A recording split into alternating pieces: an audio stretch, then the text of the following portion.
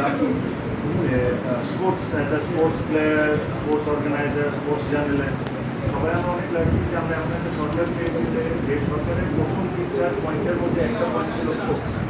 So আমি ব্যক্তিগতভাবে খুবই আশাবাদী যে আসলে এই স্পোর্টসে এখন চেঞ্জেস আমরা দেখবো। বাংলাদেশের প্রত্যেকটা স্পোর্টস, অনেক ধরনের স্পোর্টস আছে, বাট যে লেভেলে এদেরকে থাকা উচিত আমার মনে হয় এখনো ওই লেভেলে না। তার চেয়েও বড় প্লাস পয়েন্ট আমাদের আমরা এমন একজন মন্ত্রী পেয়েছি যার হ্যান্ডস অন এক্সপিরিয়েন্স আছে। সে নিজে খেলেছেন, ইন্টারন্যাশনাল খেলেছেন, বাংলাদেশের ক্যাপ্টেন ছিলেন। তো প্লেয়ারদের কষ্ট, অর্গানাইজারদের কষ্ট, উনি এই জিনিসটা খুব ভালো বুঝছেন। তো আমি এই কারণে আরও বেশি আশাবাদী যে সকল স্পোর্টসে কিছু না কিছু ইমপ্রুভমেন্ট হবে।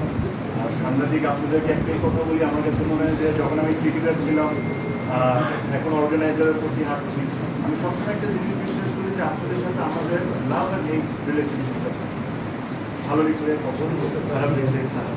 আর আমি মনে করি এটাই হলো সবচেয়ে healthy love and hate. Should not be only love and it should not be only hate. So আমি আশা করব যে এই রিলেশনশিপটা আমাদের সবসময় থাকবে। এটা আমিনুল ভাইয়ের সাথে হতে পারে, আমার সাথে হতে পারে, ফাইন ভাইয়ের সাথে হতে পারে, বসনের সাথে হতে পারে।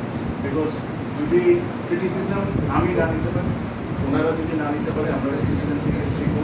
আর যদি খালি ভালোবাসাই পেতে থাকি, তাহলে কী ভুল করছি এটাও আমরা কোনদিন জানবো। তো আমি আপনাদেরকে এটাই রিকোয়েস্ট করবো যে আমাদের যে এই লাভ অ্যান্ড এই রিলেশনশিপটা, এই জিনিসটা যেরকম আমরা মেনটেন করি, আমি ভালো করলে ভালো, আমি খারাপ করলে এটা যে কোনো কাজ।